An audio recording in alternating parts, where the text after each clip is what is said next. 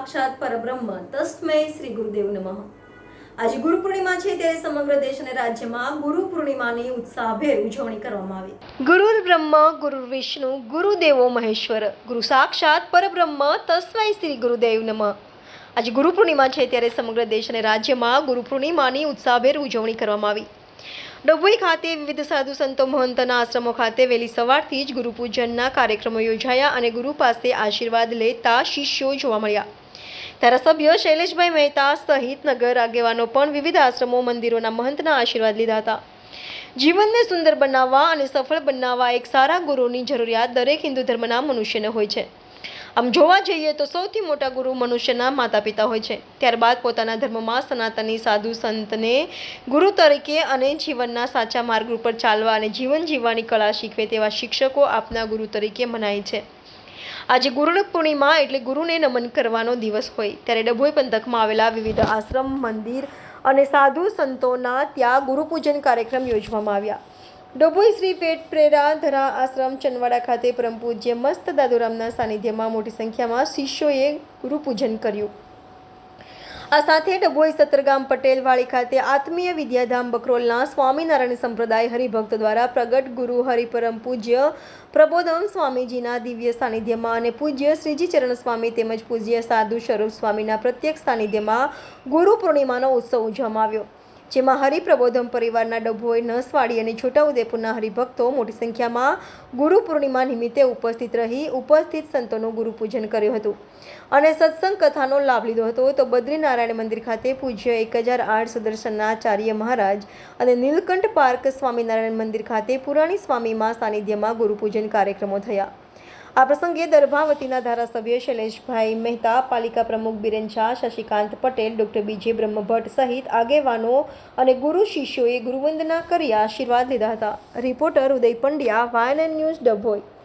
સજાનંદ સ્વામી મહારાજની જય, સૌ ભક્તોને જય સ્વામિનારાયણ। આજ રોજ ડભોઈ મુકામે સત્તરગામ સમાજ પટેલ વાડીની અંદર ગુરુ પૂર્ણિમાનો ઉત્સવ પ્રબોધમ પરિવાર દ્વારા ખૂબ જ ભવ્યતા અને દિવ્યતાથી ખૂબ જ ધામધૂમપૂર્વક ઉજવવામાં આવ્યો, જેમાં ડભોઈ તાલુકાના તથા છોટાઉદેપુર, નસવાડી અને આજુબાજુના ગામડાના મોટી સંખ્યામાં ભક્તો ઉપસ્થિત રહી અને આ ગુરુ પૂર્ણિમા ઉત્સવનો લાભ લીધો હતો।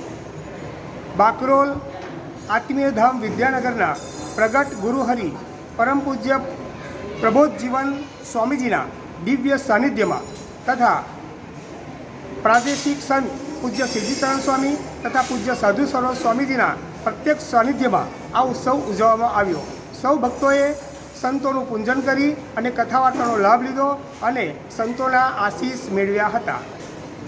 આપણે કહેવાય છે કે હિન્દુ સંસ્કૃતિની અંદર ગુરુનું મહિમા ખૂબ જ અનેરો ગણવામાં આવ્યો છે। કહેવાય છે કે ગુરુ ગોવિંદ દોણો ખડો તિનકો લાગુ પાઈ, ગુરુ બલિહારી ગુરુ દેવકી જેને ગોવિંદ દિયો બતાઈ, ગુરુ વિના જ્ઞાન ન નીપજે। એમ ગુરુ વિના આપણા આત્માની યાત્રા ભગવાન સન્મુખ ચાલતી નથી અને ખરેખર ગુરુ વગર આપણને સાચું જ્ઞાન પ્રાપ્ત થતું નથી। તો હવે દિવ્ય સાનિધ્યની અંદર સંતોનું પૂજન કરી કથા વાર્તાનો લાભ મેળવી અને સૌ ભક્તોએ ધન્યતા અનુભવી હતી। હું મારી જાતને ગુરુ તો ના કહેવાય છું, જન્મે બ્રાહ્મણ છું અને હું પોતે એવું માનું છું કે રાજસત્તા કરતાં ધર્મસત્તા મહાન હોય છે। આજનો દિવસ ગુરુ પૂર્ણિમાનો છે અને આપણા શાસ્ત્રોમાં કીધું છે ગુરુ બ્રહ્મા ગુરુ વિષ્ણુ ગુરુદેવ મહેશ્વર ગુરુ સાક્ષાત પરમ બ્રહ્મા તસ્મૈ શ્રી ગુરુવે નમઃ। એટલે ગુરુનું સ્થાન આપણે ત્યાં ખૂબ ઊંચું બતાવવામાં આવ્યું છે। ગુરુ વગર ભગવાન પણ પ્રાપ્ત નથી થતા।